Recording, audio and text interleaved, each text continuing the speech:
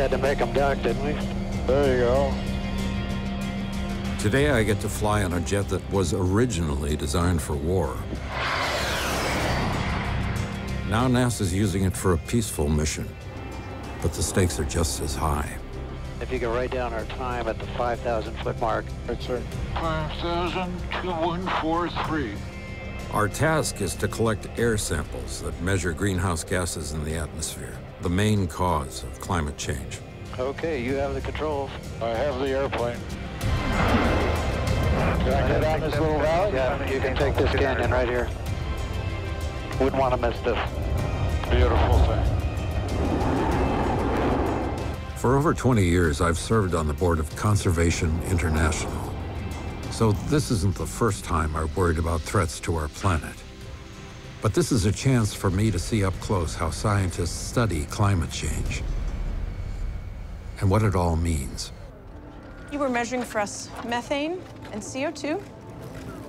When you see these levels going up, you're a climate scientist. How do you feel about what's happening? Personally, it's pretty scary. Yeah? The world is going to be suffering in a lot of ways from this physical reality for a long time to come.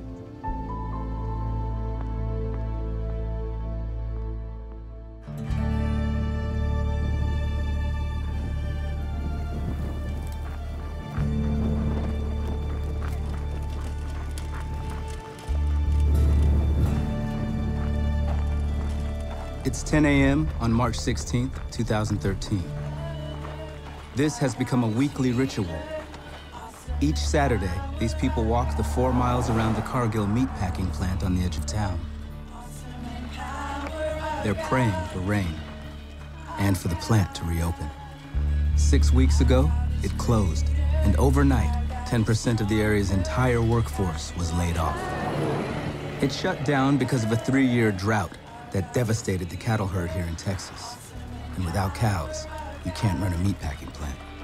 Father, we pray for the situation in Cargill, my God. Because as you bring the moisture, as you bring the rain, conditions will change, my God. Because it's your rain, it's your spirit. In a lot of the country, something like a drought is seen as an act of God or part of a natural cycle. But where I live, in Los Angeles, it seems like any kind of extreme weather gets blamed on climate change. Sometimes it feels like we live in 2 different countries. I want to know what the truth is about this drought. Get that. And if it's possible for these 2 sides to talk to each other. So I'm heading to Texas to find out.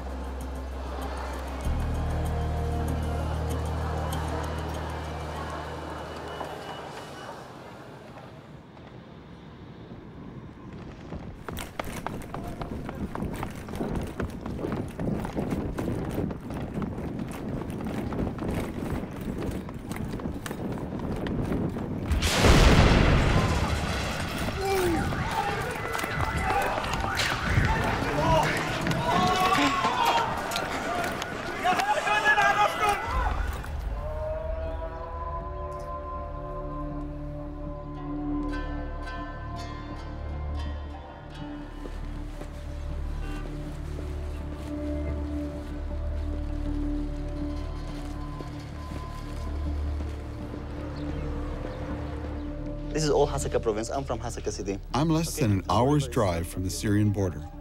On the other side, a civil war is raging, the world's deadliest conflict.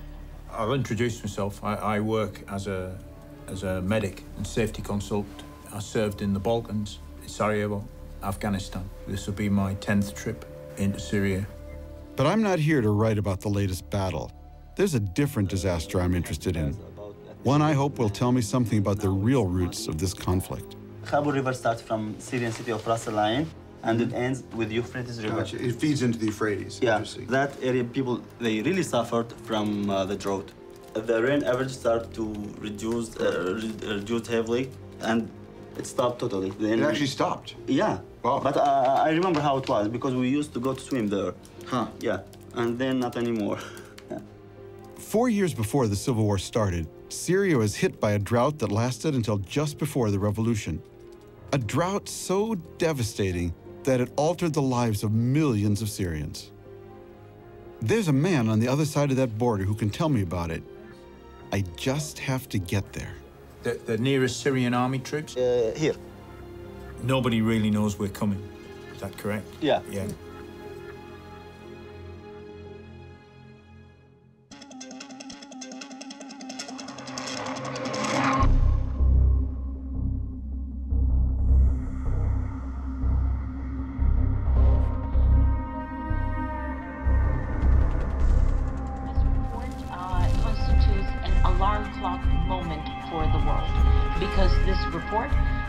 Will tell us again that everything we thought we knew on climate change has actually been underestimated, that the effects of climate change will be upon us faster and in a more intense fashion than we had thought.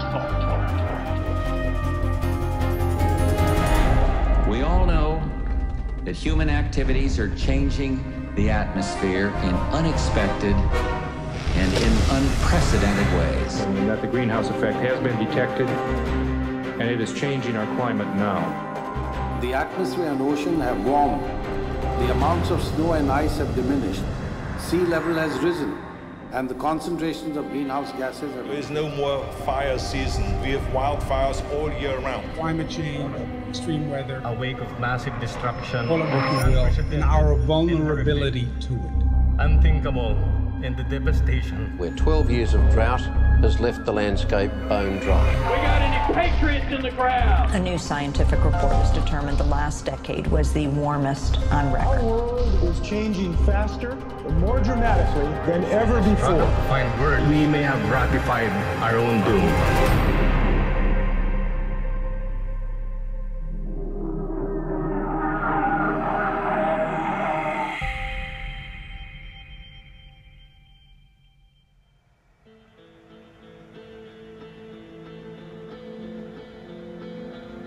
The data we collected with that jet, plus a lot more, all comes here to NASA's Advanced Supercomputing Facility in Northern California. These days, the most jaw-dropping images coming out of NASA aren't of Mars or the Moon, but of what's happening to our own planet. So here is a picture of the plant growth. You have droughts going on in the Midwest, in Russia, in Brazil, in Argentina. 3 bread baskets, the Corn Belt, Ukraine, Russia, Wheat Belt, and down here in Argentina, the soy Corn Belt's all underperforming, under drought. This is actual data, not a projection. Yes. Can we connect this drought to man-made climate change? Greenhouse gases are changing them. And greenhouse gases come from the burning of fossil fuels, and they come from cars and from planes deforestation and coal-fired plants. Exactly. Well, how does that play out in the United States over the next few years? Here we're looking at historical climate, July 1950. These are high temperatures. As you can see, only a few areas, like in Arizona, you have 100+ degrees in July. But as we go into the future, the models predict those really hot areas to be growing. So you can see how the high temperatures are spreading across the country. And imagine the impact of those temperatures where we produce food. Wow. Imagine, Harrison, that Fargo, North Dakota is like Phoenix. Those agricultural areas in the Midwest, they won't be. 100 degrees. These are conservative projections by the world's leading scientists. And one of the biggest causes of this is something astonishing. 20% of all the emissions come from deforestation each year. That's a big number. It turns out that deforestation accounts for about the same amount of emissions as cars, planes, in fact, all the transportation on the entire planet. That's because living trees breathe in and store carbon as they grow. But when they die, they release that carbon back into the atmosphere. More carbon in the air means more global warming. And every couple of years, enough forest to cover all of Germany is lost forever. This picture is of forest loss colored by year. The best country in terms of reducing deforestation has been Brazil. At the opposite end of the spectrum in terms of the highest rate of increase per year is Indonesia. It's kind of a double whammy for climate change, because first they cut the trees that have been taking in the carbon, and then they slash and burn the landscape, and that releases so-called black carbon. So much forest is being burned there that you can see the smoke from space. So is it legal to set these fires? No, under Indonesian law, it is illegal. And what are they being cleared for? They're cleared for 2 products, palm oil and paper. Everybody knows we cut down trees to make paper, but palm oil? Snack foods, cereals, cakes, processed foods, candy bars, cookies, Cheez-Its, Oreos, soaps, shampoos. It's pretty much on every aisle of most supermarkets. You'll find palm oil in there. Palm oil comes from the fruit of oil palm trees. Lafcadio Cortese of Rainforest Action Network tells me that almost all those palm trees are grown on land that used to be forest. It's not the oil that's bad, it's how the oil is produced. Companies need to find out where their palm oil is coming from, and they need to make a commitment. We're not going to contribute to climate change and deforestation, and then look at their supply chains and prove that. Lafcadio says demand for palm oil is growing faster than any other agricultural commodity. And in Indonesia, that means even more incentive to destroy forests. I'm going there to find out more.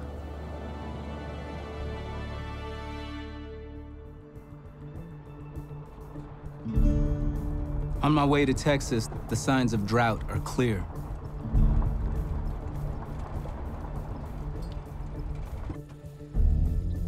Ranchers here were among the first to feel its effects. Good to see you. Yep. One of them, Monty Best, has been here his whole life. So this is one of your spots, right? This is one of my spots right here. How big of an expanse? There's 17,000 acres here on this ranch. 17,000. Yeah, this is where I started out right here. I thought it needed to rain last year. It's got to rain this time. I thought it was just another dry spell and we'd be out of it, but it's more than a dry spell. Monty tells me he's had to sell 2/3 of his stock just to stay in business. And he's not alone. Across the border in Texas, where I'm headed, the cattle herd is at its lowest level in more than half a century, down by more than 2 million cows. Which is why that meatpacking plant in Plainview had to close.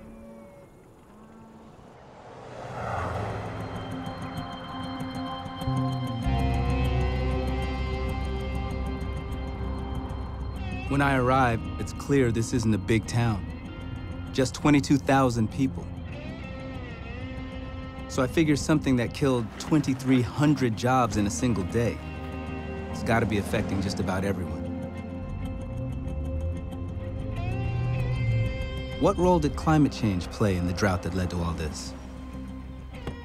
What do the people here think? I pay a visit to one of the laid-off workers, Nellie Montez. Hey, Don. Hi. So this is where I grew up. I've lived here all my life. My kids were born and raised right here in this house. So this is my mom and dad's house. Mom and dad right yeah. next door? Oh, that's nice.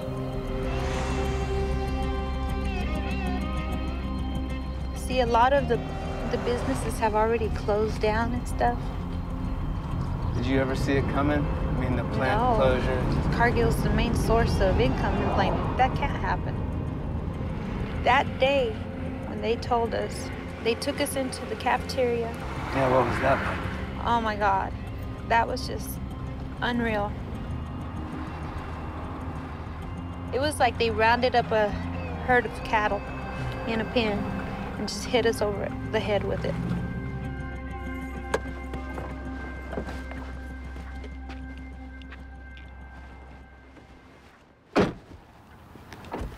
This is it. This is it. This is home, sweet home. Well, home away from home, right? Away from home. Nellie told me it was a good job. She saved enough money to buy a house, and for the first time in her life, wasn't living paycheck to paycheck. But when they told me it's over, I'm going like, what can I do? You know? Who's gonna hire a 46-year-old woman as a forklift driver? What do you think the reason was for the drought? I mean, do you attribute it to anything? Do you think about that? My only thought was, I think it's biblical. Biblical? I really do. Religion plays a big role in Plainview. There are over 70 churches in town, and I discover that believing the drought is God's will or part of a natural cycle is common here. As I talk to more and more of the locals, it doesn't seem like anyone thinks humans could be affecting the climate. I think it's the cycle. Everything runs in 20-year cycles. There's only one man that knows how much rain we're going to get, and that's God, and he's not a scientist, so I'm not putting much faith in what they say. Genesis 9 says that there will always be seed time and harvest. And this business of these people saying that there's going to be a calamity in weather is not true. But what if it is true? What if global warming is the reason all these people here lost their jobs?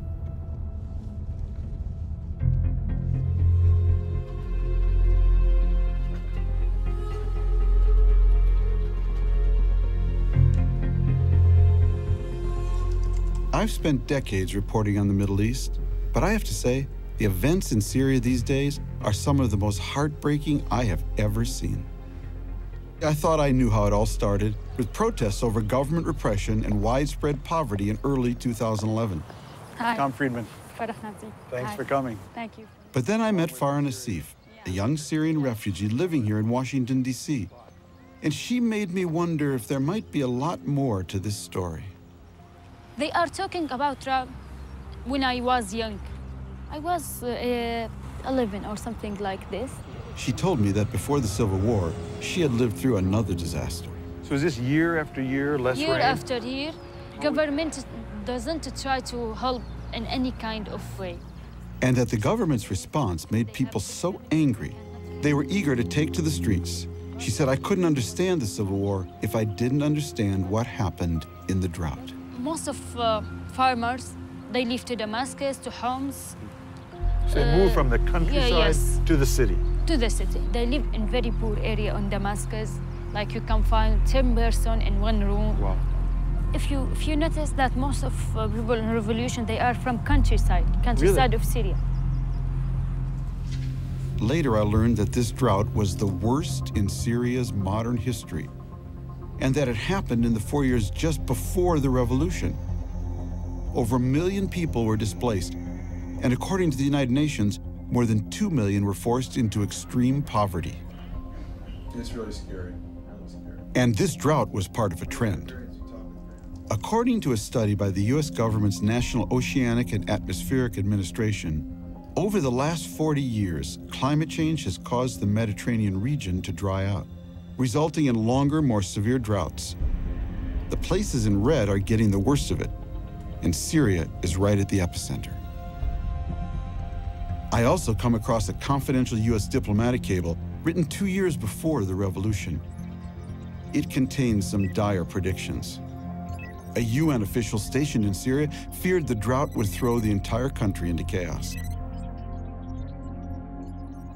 But can there really be a connection between a drought and a civil war?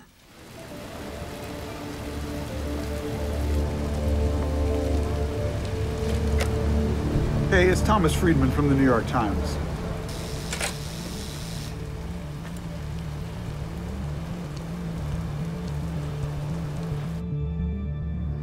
Climate change is now well understood to be a major national security issue and a source of stress on a number of the underlying causes of conflict.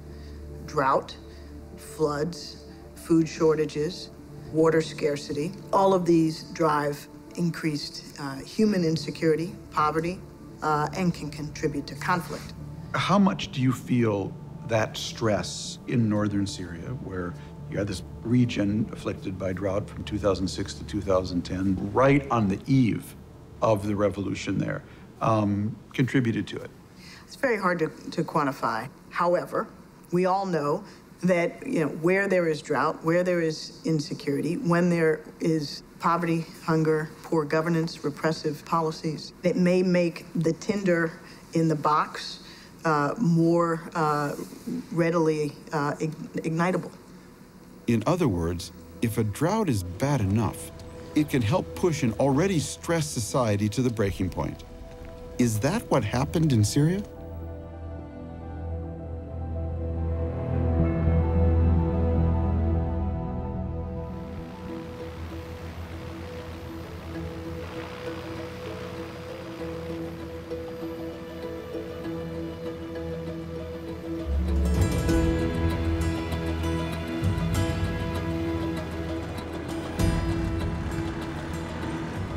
I arrive in Indonesia to what looks like the worst smog I've ever seen. But it's not smog.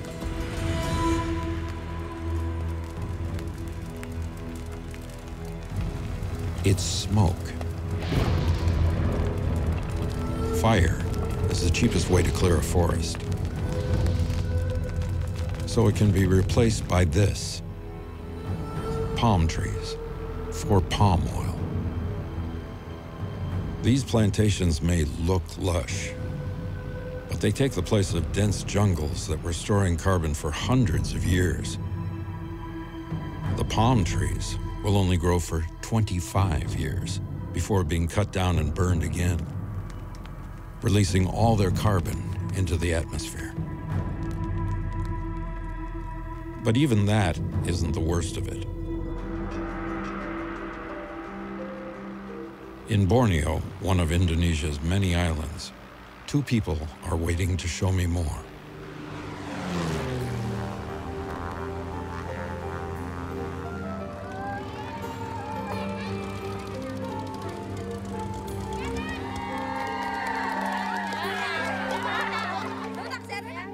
I'm met by Rizal Kusumadmaja.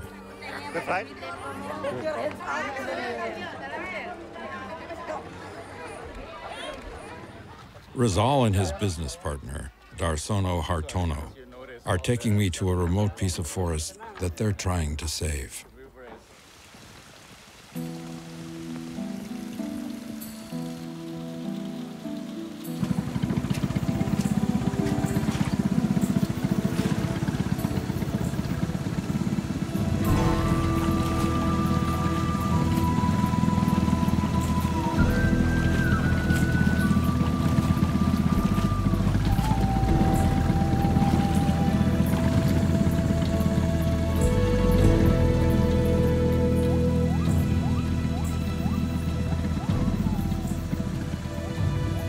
Also on this journey, my friend Russ Mittermeier, a distinguished primatologist and president of Conservation International, which has focused on climate change and deforestation for many years.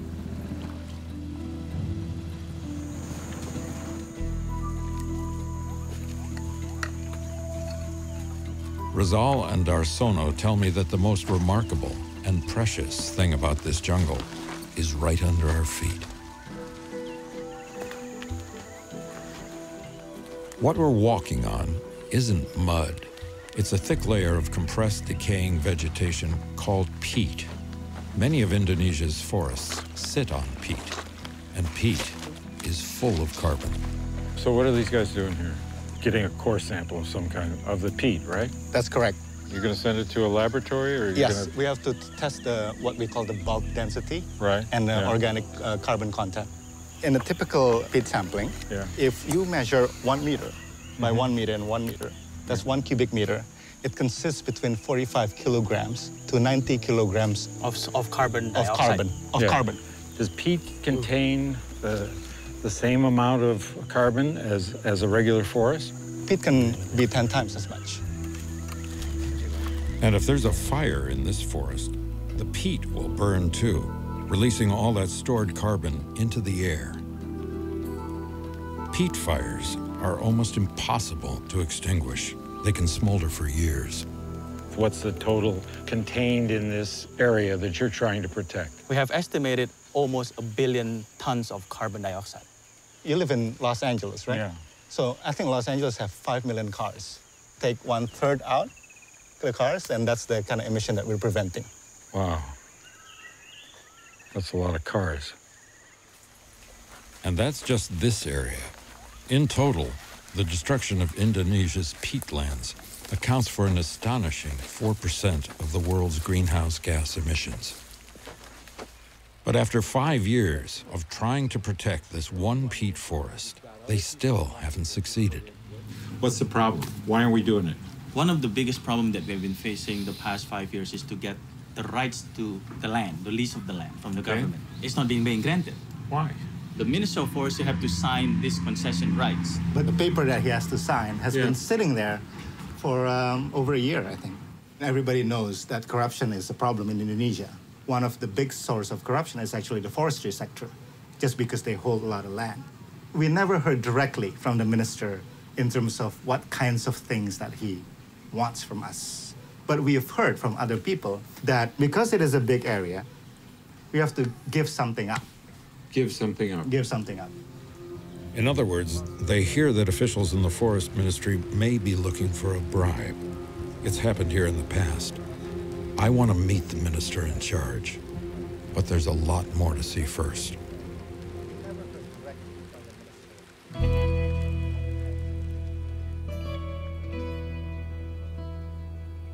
The drought that caused the plant in Plainview to close wasn't just limited to Texas. At its height, it covered 2/3 of the continental US. I was looking for someone who could help me understand what caused it. And I found her, one town over at Texas Tech University in Lubbock. Katharine Hayhoe is one of the top climate scientists in the world. She's written more than 60 peer-reviewed publications, and one of her specialties is drought. Here in West Texas, it's feast or famine. We have years when it's dry as a bone. We have years when it's record flooding. And that's just the way it's always been as far back as we go. So just to give an example, here in Lubbock, we only have about 9 or 10 days a year over 100 degrees on average. In 2011, we had almost 50 days over 100, and that is going to be the typical summer by the middle of the century if we continue on our current pathway. So what happens if you take that exact natural cycle of drought, wet, and you make it hotter? Well, when it's dry, all that extra temperature is going to cause even more water to evaporate. It's going to dry out the soil even more. So the average drought is going to become more severe as it gets warmer. The question then is, what's causing it to change? There's what I call 4 usual suspects that we know have done it before. Natural cycles is number 1, suspect number 1. The sun is suspect number 2, because that's where we get all our energy from. So how do we know it's not the sun? It's because we can actually look at the sun's energy. We've been measuring it. So we have this regular cycle, right? But we also have these long-term changes where it was giving us more and more energy up until about the 1970s, and then it started to go down. And this is our temperature. Our temperature actually kept on going up. So it's not the sun. Can't be the sun. Rule the sun out. We would be going down. We'd be getting cooler Right. if it was the sun. Right. We know it's not volcanoes because volcanoes just cool the earth when they erupt. What about natural cycles? You see these regular cycles every 100,000 years or so. Right. And you see cycles in temperature and in carbon dioxide. We see that temperature and carbon dioxide track together. We also see that right now we are way out of the ballpark. CO2 is out of the ballpark because of human activity. So, you know, And the Earth's temperature is rising right along with it. So the bottom line is the natural suspects all have alibis. We can't blame it on natural cycles, the sun, the ice ages, volcanoes. Natural causes would be causing us to cool right now. And we're getting warmer faster and faster. We're heading into an unknown future like we have never put ourselves in before. As I leave town, I wonder how people in Plainview would react to what she just told me. Would they see a conflict between her science and their faith?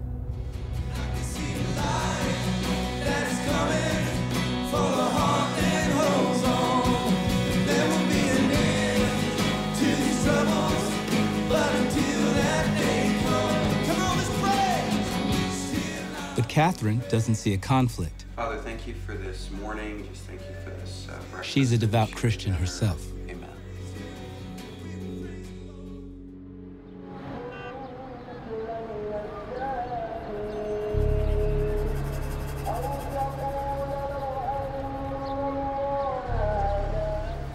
On my way to Syria, I learned about a family that recently fled the war and is now taking refuge here.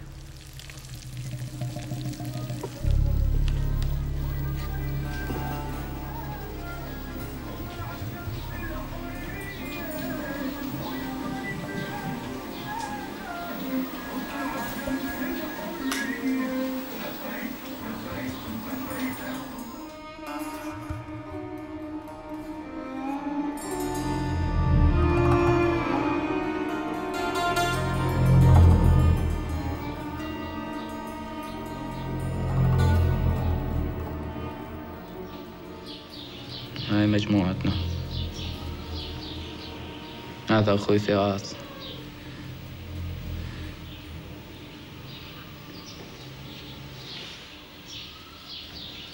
هذا ما هذا استشهد. هاي هنا الدبابة.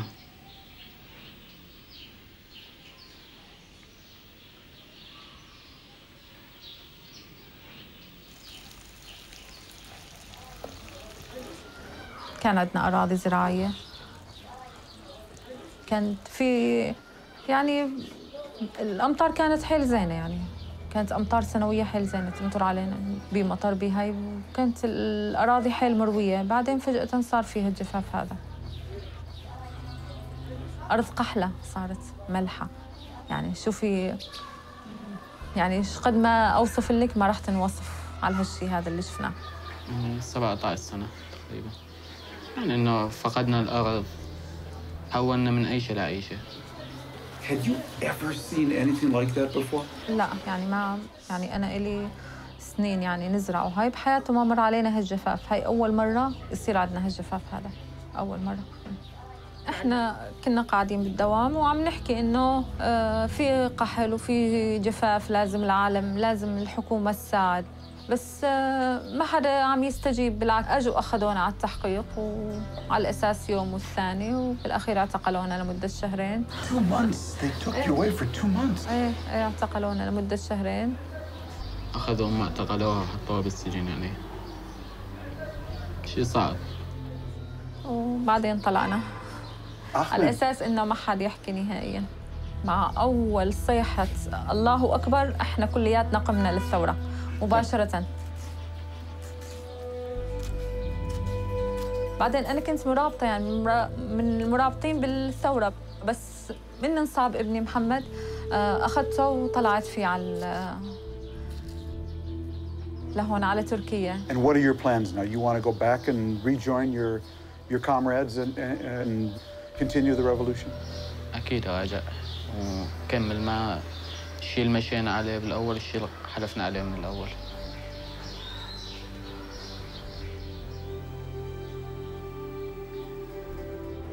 How many other Syrians, I wonder, have a similar story to tell? The answer is on the other side of that border.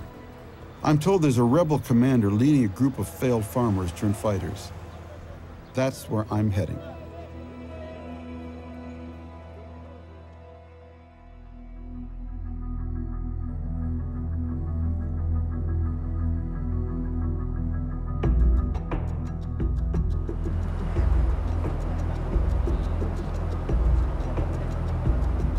In order to truly understand deforestation here, it's important to know this country's history.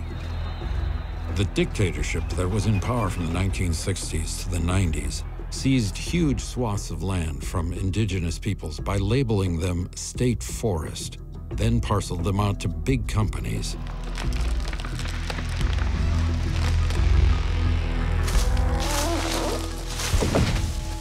The companies leveled the forest. But then a few years ago, it seemed like things were taking a turn for the better. The country's president declared a moratorium on the destruction of all natural forests. By saving, regenerating, and sustainably managing forests, we are also doing our part in reducing global greenhouse gas emissions. But the cutting and burning continued. In fact, it accelerated. It seems as if the president's authority was limited. Perhaps there was too much money to be made.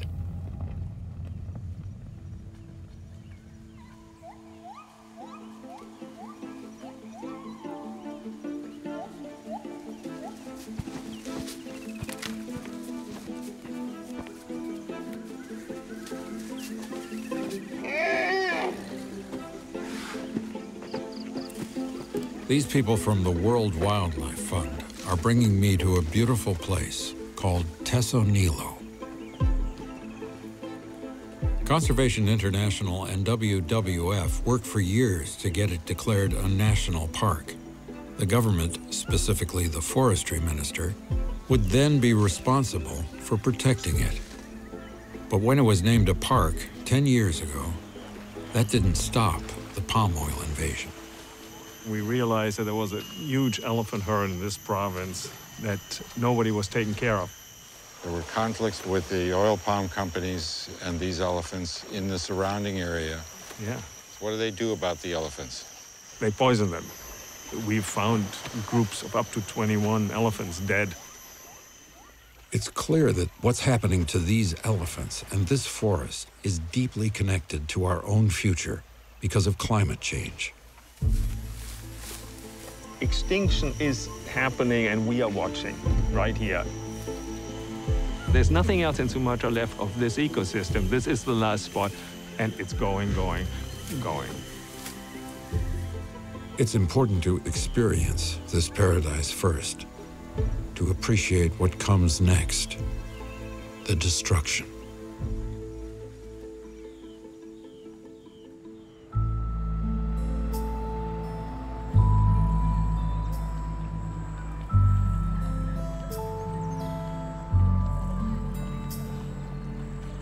Many people view science and faith as being deeply divided. But for me, growing up with a dad who was a scientist, who was also a missionary, and who was very active in the church, I grew up with the understanding that there was no conflict. By studying science, we're studying what God was thinking when he created the universe. I've never heard of anyone like Katharine Hayhoe, an evangelical climate scientist. She's made it her mission to explain the science of climate change to people of faith. Every major faith at its core has the idea that you should take care of people who have less than you do. If you look around the world, we're seeing things happening that are affecting our global neighbors. The only sensible response is reducing our own contribution, taking care of those that we can, and loving our neighbors as ourselves. We've been digging this stuff up from way under the ground, where it would normally stay for about 1 million years, and we've been putting it into the atmosphere really, really quickly. You know, I've been a Christian since, I can remember. Even students ask her how to square science and faith. I feel like, of course, God's in control, but he's given us the freedom to make choices. And what we're seeing here is we're seeing the consequences of choices we made. But it's often difficult to sow these seeds in the hard-baked political terrain of Texas. Those that want to take the position that global warming is man's fault and it is incontrovertible, that's not correct. Why would I put our children's future in jeopardy on science that frankly is not proven? And just because there is a large number of scientists that stand up and say, oh, it's man's fault and that is that. What frustrates me and what actually makes me angry is not when people disagree with me. What makes me angry is when I see people who I know better deliberately lying to people about this issue. And so when I see people telling other people, climate hasn't changed, global warming has stopped, God would never let this happen to the planet. Well, oh yeah, look around. There's a lot of bad things that happen to the planet every single day. Does God let those happen? Yeah, he does. Why? Because he gave us the brains to make good and bad choices.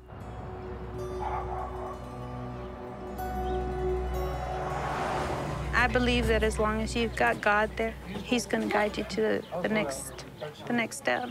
So over the next couple of weeks, I started praying, and like that, instantly, I just felt peace. So to me, it felt like there was it was confirmation. That's good. So you're going to the next step with strength. That next step is leaving Plainview. There are just no jobs here. 3 months after the plant closed, Nellie moves in with her brother and his family in San Antonio. But things still aren't looking up. I've been hurting the last 2 months. My finances mainly. She can't find anyone to buy her old house back in Plainview, so she's fallen behind on the mortgage and the banks threatening foreclosure. And her new job in an appliance warehouse doesn't pay much. My unemployment ran out, so all I had in savings was a month's worth. I've got to take the best offer that they give me, and the best one was where I'm working now. And that's $12 an hour. That doesn't compare to what I was making back home in Plainview.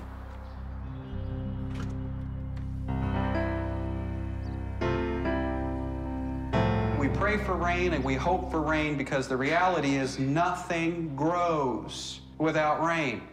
God has set it up so that a sprinkle of rain falls on the soil, and from that soil comes up fruit, plants, vegetables, life. Katharine wants to introduce me to her first climate change convert.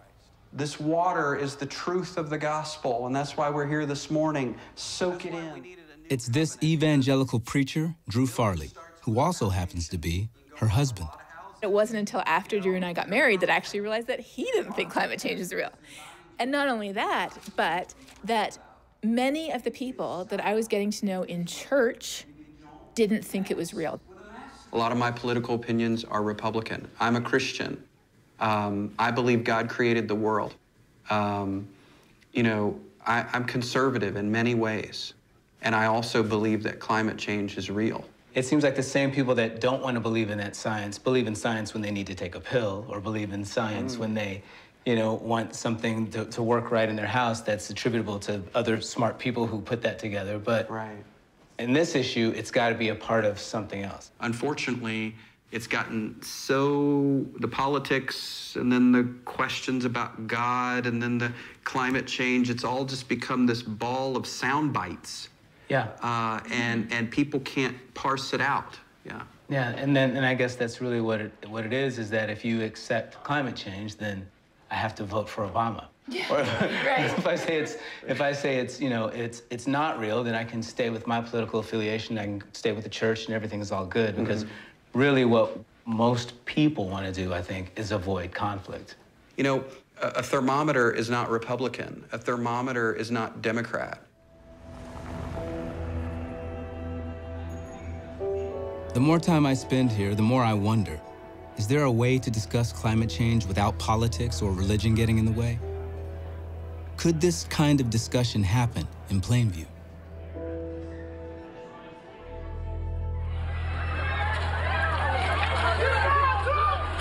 At least 2 explosions, most likely car bombs in a town along Turkey's border with Syria. While the details of this attack are still coming out, today's attack raises fears that Syria's brutal civil war may be crossing into neighboring Turkey now. As we prepare to leave, there's a major bombing on our side of the border, just a few towns over. I think it's the worst such a thing happened in Turkey in years. The border's bound to be bristling with Turkish troops, and all the border crossings I've done, there's been complications.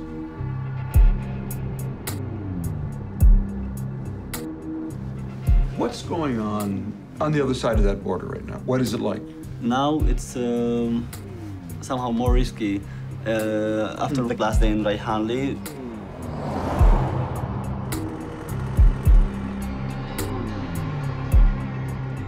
the closest fighting is here, 35 kilometers south. Where are we right now? We are here now. I think you can get a permission to pass from Akçakale.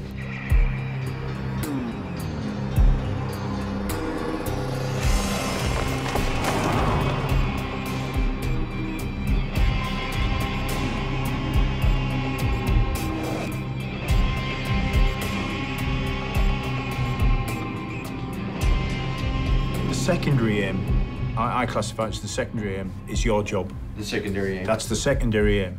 The primary aim is that everybody goes home in exactly the same condition that we're all sitting here now.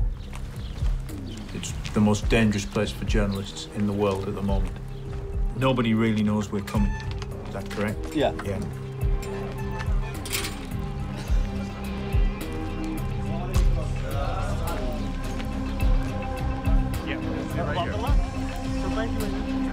Zach.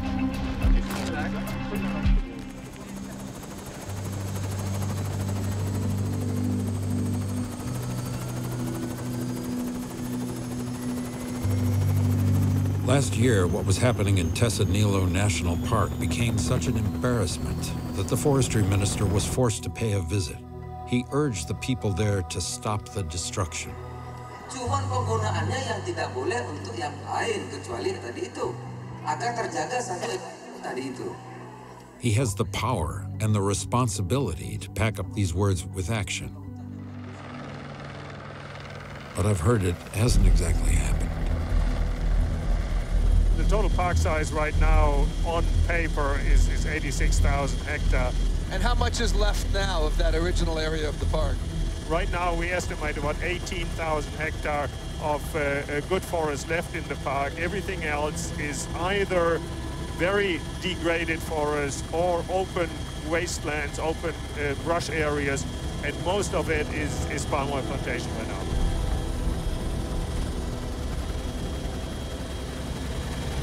Isn't the forestry department responsible for policing this kind of activity? Yes, the Ministry of Forestry is in charge of doing all the law enforcement. What happens? Most of the time, nothing happens. If you look all around us now, we see all these patches of black soil all over the place, left, right, front, everywhere. It's all burn scars. They burned all the logs on the ground here. This is horrifying. Look at that. They just cut them at the base, dropped the trees, burned everything. Right. Wow. If Indonesia's forestry minister won't even protect a national park, what hope is there for the rest of the country's forests? There is still smoldering. The fire, the smoke is still coming up over there. The guys are already setting the seedlings into the fresh black soil. This makes a complete joke out of the concept of national park. Really sad. 86,000 hectares, and it's hardly anything left. Good. This is unbelievable. Oh, I can't wait to see the Minister of Forestry. I can't wait.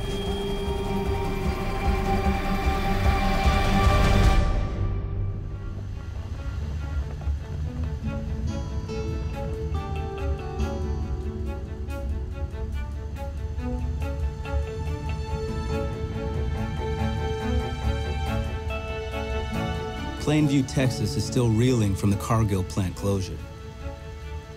To pay the bills, the city raised property taxes, and the school district lost over 200 students because so many families had to leave. Now Katharine Hayhoe is coming to town to talk about the drought that caused it all. People from all over are curious to hear what she has to say. You'd have to be a little bit crazy not to at least want to know a little bit more about it. I mean, she certainly, to me, is more credible than somebody like Al Gore, if we're going to pick on Al Gore, but she has the same beliefs as I do, as far as from a Christian, based deal. Nelly Montez even made the 6-hour drive from San Antonio. I want to know what it is that really caused this drought. So when tomorrow or day after tomorrow, my kids say, well, what is that? What were they talking about? I have some kind of answers, because right now, nobody knows. Even my dad asked me, what's it about? I don't know what to tell him. So please join me in welcoming Dr. Katharine Hayhoe to the podium.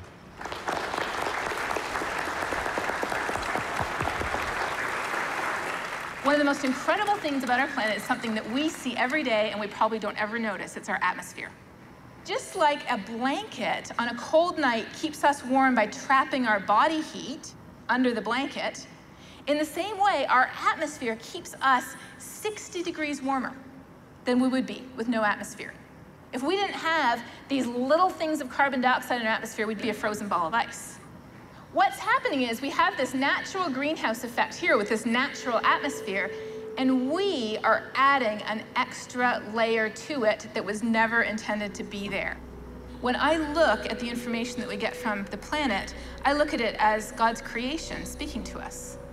And in this case, there's no question that God's creation is telling us that it is running a fever. That's what... As I listen, I find myself wondering why faith and science always seem so far apart. Climate's changing because of what we're doing. There's no way around it. If there were more people like Katharine, Thank you. maybe they wouldn't have to be.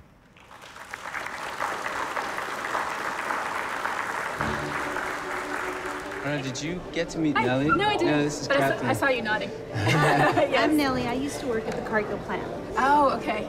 She was just talking about how all that she hadn't really thought about. Well, tell me what you were... Just, you know, like the things that you were saying that we can do as far as, you know, taking some of that layer of blanket off, you know. Yeah. Like right there, I'm sitting there going, I didn't know that. Wow, you know, I didn't know that. You know, when you have somebody that believes the same way as you and is from this part of or has lived here for quite a while and is teaching at Texas Tech, you know, you see that conservative side of that telling you the message. It sure makes a lot of difference. It's about how it comes sometimes, not necessarily what it is. And it's hard to decouple those things. Father, your word lets us know in Jeremiah 29:7 to pray for the peace and the prosperity of our city. And we pray for the peace and the prosperity, my God. Let God be exalted, God be exalted. We all believed that we were going to come together, pray about this, and something's going to change for Plainview. I had never heard of climate change. After hearing Katharine, I was just like, wow. Well, if we start using the right things and doing the right things, we could probably save our planet. We live for your glory, live for your glory. I naively thought that I would study climate science until we fixed the problem, and then I'd go back to astrophysics. That was a long time ago. It was urgent when I started studying this problem, and it's way more urgent today. And so until we have policies in place to actually start curbing our carbon emissions and reducing the impact we're having on our planet, I have to keep going.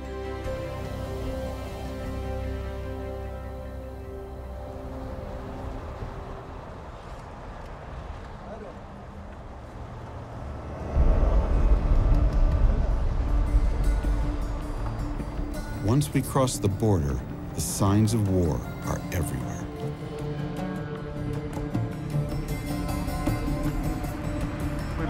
It's here, very close. This is our checkpoint here.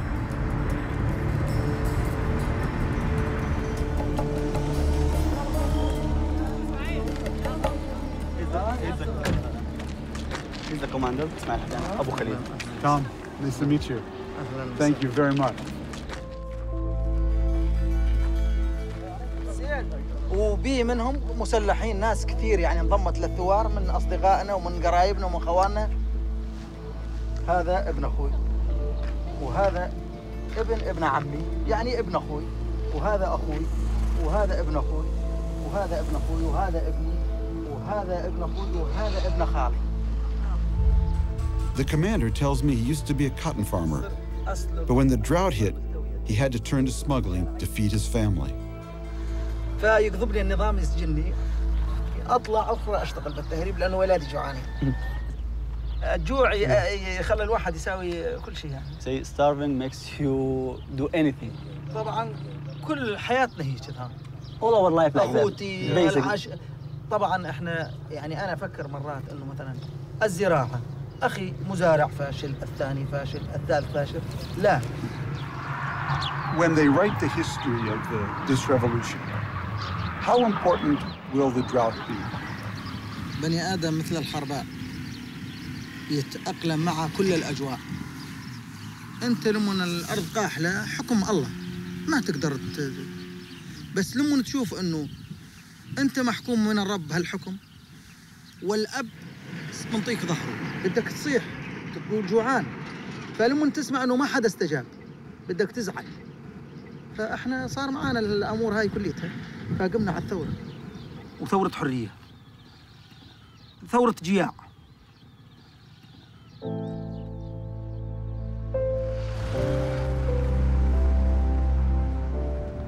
After sharing a meal with the commander, it's time to turn back. It's dangerous to linger around here, even this close to the border. Later, I'll find out that this town was taken over by Al-Qaeda. and that 100 people were executed.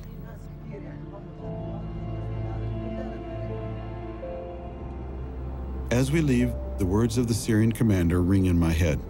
He called it a revolution of freedom and a revolution of the hungry. Droughts are nothing new. Neither are brutal dictators, religious conflicts, or people's desire for freedom.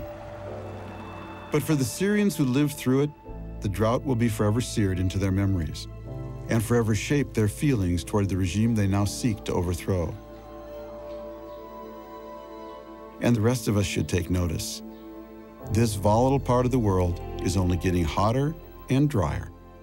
More droughts may mean more people displaced, more lives uprooted, perhaps more war. And we'd be very foolish to think it won't affect us.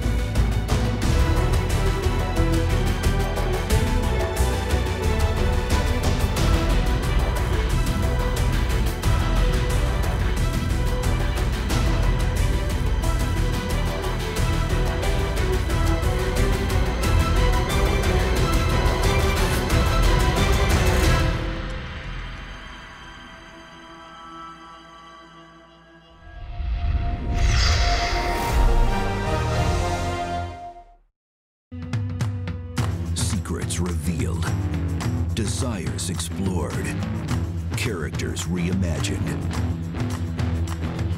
Only on Showtime. Order Showtime now. Showtime. Brace yourself. Order Showtime now, and you can get $25 cash back.